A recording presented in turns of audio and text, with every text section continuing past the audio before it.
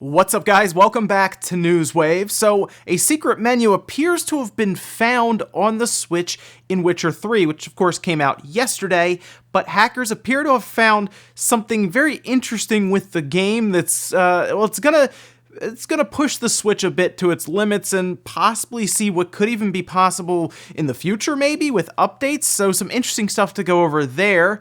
And it looks like, well, WWE 2K20 is it's shaping up to be possibly one of the funniest games of the year. There are definitely some development issues, and we need to go over that just so everyone's aware of what could be releasing next week. As always, guys, enjoy these videos. Make sure the like button, it does help out, and get subscribed down below so you can stay up to date with all the gaming news going on in the gaming world. We're actually going to start today with Fortnite. Chapter 2 did finally launch. We've been, of course, kind of following the saga with the black hole appearing and the old island kind of disappearing, right?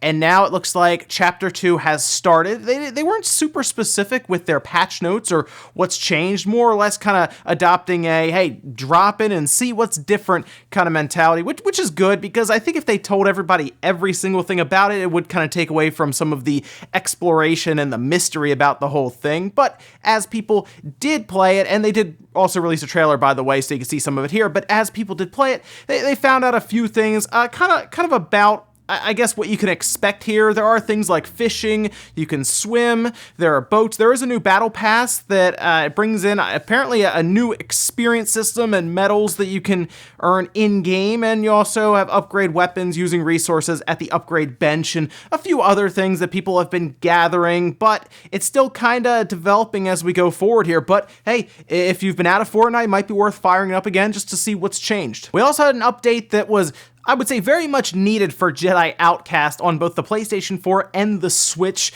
That's something that kept getting brought up, and that was the ability to invert your aim, specifically on the Y-axis. That was something that everybody was pointing out was not there, and it was a bit weird to me that they hadn't added in something that has kind of become expected at this point at launch. But Aspire did say they were going to add it, and they now have. They also released some patch notes and everything, just kind of documenting this. Basically just saying, yes, the Nintendo Switch version has received a patch that includes the option to invert the Y-axis, and the same right below that goes for the PlayStation 4 version. So they say thanks for patience and everything to get this done. Good to see they at least updated that. The game, I think, is still worth picking up for $10. I mean, there are some pretty bad games you can pick up on the eShop for more than that, and it's a classic. I know the opening of the game, like the first couple hours, is kind of a drag and kind of annoying, but when you do get your lightsaber, it's pretty awesome. Or you can just use the cheat menu and, well, have a ton of fun with all the force powers and everything early on. Oh, and check this out. For some odd reason, this poll right here was posted. It's from Official PlayStation Magazine in the UK, and they asked, what game will you be playing day one on your PlayStation 5? And they go on to list a ton of games that everyone would love to play. Horizon Zero Dawn 2, Last of Us Part 2 Online, because of course we just know about the single player, Killzone Online, and then Ghost of Tsushima, specifically on the PS5. And this got everyone talking because, wait a minute, why is the Official PlayStation Magazine in the UK, who would have ties obviously to PlayStation, just kind of list a bunch of games that we don't technically know about yet, minus Ghost of Tsushima, which we assume will work on the PlayStation 5. They go below that saying, obviously, this is speculation on our part, not confirming anything. Just let us know what you want to play on the PS5. Now, the big one out of here that I think will be there, to be honest, at launch is another Horizon Zero Dawn. I think that's being worked on by Guerrilla right now. I think they're getting that prepped for launch. That's going to be one of their big launch games. I could see Last of Us Part 2 getting its online ready to go as well at that time, and possibly a few others, maybe a few from third parties even ready to go. But yeah, something like Horizon Zero Dawn 2 wouldn't surprise me, and honestly, a lot of the stuff on this list, Killzone's an interesting one, doesn't surprise me too much. Just a little odd they put this poll up because they knew people would start speculating like crazy. And guys, some of the quick news out of the way, let's get into the bigger stuff. Let's start right away with this secret, this hidden menu in Witcher 3 on the Switch. Now, when I looked at this menu, it does look like basically what you would expect to see on a PC with a ton of different options for graphic settings and all kinds of stuff. But here's the menu that was found by hackers. They went in, they changed some values and managed to get this menu to pop up in the game. And you can see it's under post-processing. Normally, if you go to post-processing in the game, just as it is like at retail, you have blur and I think motion blur. That's pretty much it. but you could see a ton of stuff here, right? We got bloom, sharpening, depth of field, light shafts, underwater effects, foliage, visibility range, water quality. And then going from there, what's really, really interesting about this, there is, it seems anyway, a way to actually change the maximum frames per second. So rather than have a cap of 30 frames, you can push it all the way to 60, which sounds a bit crazy considering that we're talking about The Witcher 3 here.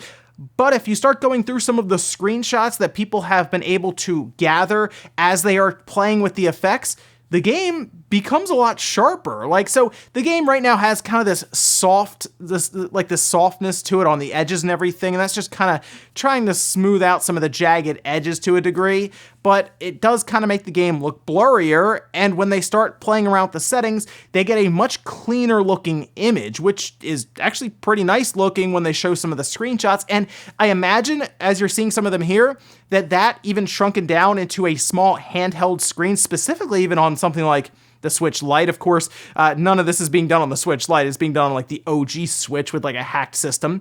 It would look really, really clean, right? When you shrink the screen down and you kind of get rid of that softness to it, it would look pretty good. And the other thing is that frame rate. Now, here's the deal. I have a feeling, because Modern Vintage Gamer has been posting about it, several images and everything, and talking about it, I think he's going to take a shot at overclocking the Switch and potentially putting out a video where maybe he tries to hit above 30 frames per second and even plays around with the settings and everything in there. This is going to be very, very interesting to see. And the biggest thing about this menu, it was hidden, and now obviously people have found it. That means that probably some of these could be changed in updates to the retail version that I'm playing and you're probably playing if you picked it up, so that maybe an update comes out and they play around with some of the sharpening, or maybe they play around with some of the effects on the water or foliage. This is a pretty serious tool set of all the different settings that you would normally see on PC that are just now available to some on the Switch. But again, the game can change drastically, it seems, through updates. The biggest question is going to be performance, and if maybe there will be some changed clock speeds even, so should be interesting. I think the biggest thing I would like to see changed, if it's not already implemented, is the load times, possibly with that boost mode. Again, if it's not already being used, incorporate that. If it is, hey, it's The Witcher and it has long load times on the PlayStation 4 and the Xbox One, just much longer, it seems, by like 20 to 30% on the Switch from what we've seen with Digital Foundry. But interesting stuff here, and we want to take a look, I would say, to Modern Vintage Gamer to see what he comes up with. Next up, let's talk about Google Stadia, as it now has a release date. It's a little after halfway through November. It's November 19th. They put out a tweet and like a full video trailer for this thing, and they do talk about how you can go on and you can start buying the games at noon Eastern time that day. Now, if you have the Founders Edition that you ordered, I think the Premier Edition, they should start showing up according to them on that day, so it doesn't seem as set in stone. Like, for example, I've ordered it. Does that mean that I am getting it that day, or it was shipped like 2 days before and I have to rely on like the mail service or UPS or FedEx to get it to me that day? Otherwise, I guess I can just fire up a PC, although there might be some paperwork or a code or something I have to put in, because apparently I'll have access at least to Destiny 2 right away. I am hoping that there will just be some trials or some demos set up, right? That's the biggest thing, because while they do talk about you can just go on and start buying games, which we're not really, I mean, we're buying games, but we're not actually like owning them. They're all just streaming. We never really see them or anything, but I guess at least digital games are similar, but you technically have them locally. That internet goes out, boom, I lose my games apparently that I've bought. But if there are demos, I think it'll be much more interesting for me to possibly be able to go through all of them in a video and we can see how Stadia performs. I'm very interested to see how it performs with their quote-unquote 4K 60, specifically through a pretty good connection, I would say, that I have here, using their controller that syncs to Wi-Fi and everything rather than the system itself. I'm interested, but I'm not setting expectations very high, because I have a strong feeling, especially after seeing xCloud recently in the preview program, which has had some struggles. I can't say firsthand, but there are videos of it struggling, that it's definitely going to be a case-by-case basis, especially with even Stadia. I'm hoping it's good, but I'm not. Again, expectations are in check for this whole thing. But hey, we'll find out November 19th, as long as I guess I get the controller and everything. We're definitely taking it apart, though. Next up, let's talk about WWE 2K20. We've had some videos come out, some screenshots come out, and this game looks like it's going to have some problems. Now, WWE games in the past have had issues, glitches. Do we even need to talk about WWE 2K18 on the Switch? I don't think so. That's still busted, and they're never fixing it, obviously, because we're about to be two years later at this point. But 2K20 has had a rough development cycle, right? Ukes is out of the picture now. It seems like they may have left midway through development, and I mean, look, here's some pictures, here's some video.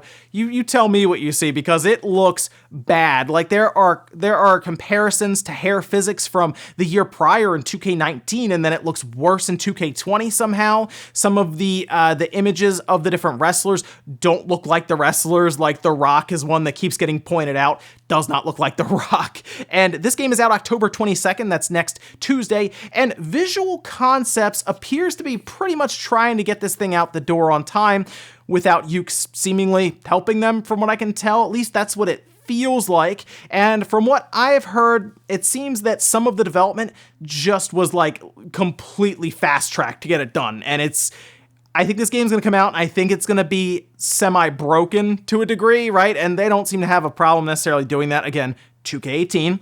But even like things like 2K18 on the other platforms and 2K19 had just some weird glitches of people kind of teleporting, doing their moves in midair and stuff out of the ring. Just strange stuff. The one interesting thing, though, is Ukes, who appears to have been helping quite a bit from what we're seeing right now with how this appears to be coming out soon in its current state, is going off and making a different wrestling game. So I'm not really sure what they're doing. There have been talks, and people have been excited at the idea of something like AEW working with Ukes to bring out an AEW game. I think that'd be really, really cool, mostly because a lot of the wrestlers in AEW at the top who are helping to run things like video games quite a bit. So, like, I feel like they kind of understand how the game should come together and everything, rather than it just be a bunch of suits at the top coming up with stuff. Think about like those wrestlers and Ukes actually working together like really, really well and coming up with a really cool game that would be fun. Like the old SmackDown games were great. That would be really, really cool if they did something like that. But Ukes has a lot of experience. If AEW is willing to make it work with them, that'd be cool. Otherwise, Ukes might just go off and just do some other wrestling game, maybe make up their own characters. Hard to say, but yes, 2K20, maybe wait for some reviews or some first-hand gameplay on, like, watch people play it online and stuff. I have a feeling it's not going to go over well, though, when it comes out next Tuesday. I don't even know when the review embargo is, but I have a feeling it might just be same day. And our last bit of news, let's talk about a game that appears to be having people hired on right now to develop it, and that is a new Kirby game. We, of course, had the free-to-play little Kirby game that came out pretty recently after that last Direct, and then we had Kirby Star Allies before that. Well, it looks like we're getting some hirings at HAL Laboratories. It's actually in a listing saying the company is looking for new staff for the new title project of the Star Kirby series that the company is developing with Nintendo. I heard the appeal of working with 3 staff members who are active in the company that is development base in Yamanashi. Now, I'm not surprised to hear that a new Kirby game would be coming. The Kirby games tend to be lower budget, and because of that, even if they sell like 1 or 2, even 3 million, if they sell 3 million, that's great. But if it sells like 1 or 2, they still will profit from it. And a lot of people do see it as kind of that mid-tier type game. It's not like a Zelda or a Mario, right? It's nothing like that. But it seems that obviously has a fan base, and it sells well enough to exist. So yeah, I mean, I wouldn't be shocked if we see another Kirby game probably next year, at least get kind of word, maybe a trailer for it and everything, and then kind of move forward. I hope that they maybe try to target something like 60 frames per second with this one rather than 30 with Star Allies. That one was weird because it was 30 when you were playing, but it was 60 frames in the game. It's like in the menus. It was very odd, but a platformer like that with Kirby is I think way more fun to play and definitely better to control when it's 60 frames per second. So we'll see what they come up with. But again, going into next year, don't be surprised if you see another Kirby game at least pop up in a Direct. And we'll finish up with the comment of the day as you're seeing here. This one is from Irmis saying, you know, no one really cared about spoilers for Link's Awakening until the new version came out. It's more than 2.5 decades old at this point. Plus, I don't think it was a really well-kept secret in the first place. And that's kind of talking about how I was trying to be vague about the ending for Link's Awakening, but they're right. If this had been talked about before the announcement, and I said I talked about the Link's Awakening ending, most people probably wouldn't have cared, but because it was then being modernized and trying to be introduced again to a new generation, I guess I can kind of see how that would be technically spoiling it. I also ran into this issue with Final Fantasy VII Remake where I talk about a certain character meeting a certain end in the game, and people weren't too happy about that just being thrown out there, but I thought everyone knew at that point. I didn't think it was that surprising. I think it would have been more of a spoiler to have played Final Fantasy VII Remake and then explain to you if something was changed or how they approached that situation, because that's going to be the best scene in the entire game. Straight up. When Final Fantasy VII Remake comes out, you already know what I'm talking about. That's going to be the best scene in the game, and I really would not want to spoil that for anyone when it comes to how they handle it, because I think the events obviously are going to be the same, but the way that they show Cloud and everything during all of that, and like the I guess we'd say cinematography at this point, you know, how they would approach that is going to be, I think, amazing, and I hope they spend a lot of time with that one scene, because that should be very, very impactful. But can you really spoil a game that is 20 years old, right? That's kind of the question. You let me know if that's something that's even able to be spoiled, or do you just say, hey, look, the game's old, you got to go play it, or you should have played it by now. I'm just going to talk about it because it might even be older than some people watching. And ladies, I'm just going to do it here for Newswave. Enjoyed this video, guys. Hit the like button, really helps out. If not, hit the dislike. Leave comments down below about everything we talked about today, whether it's WWE 2K20. Were you looking forward to it and you see some of these videos and these screenshots come out and they look really, really glitchy and kind of all over the place right now? Let me know your reaction to that if you're going to wait, or maybe you're looking forward to what Ukes could come up with, especially if they can get paired up with AEW. That'd be pretty neat. What about Stadia launching November 19th, or that hidden menu in Witcher 3 on the Switch? It also makes me wonder if there are other hidden menus that we don't know about in other Switch games. Very interesting stuff there. Thanks, guys, for watching, and I'll see you next time.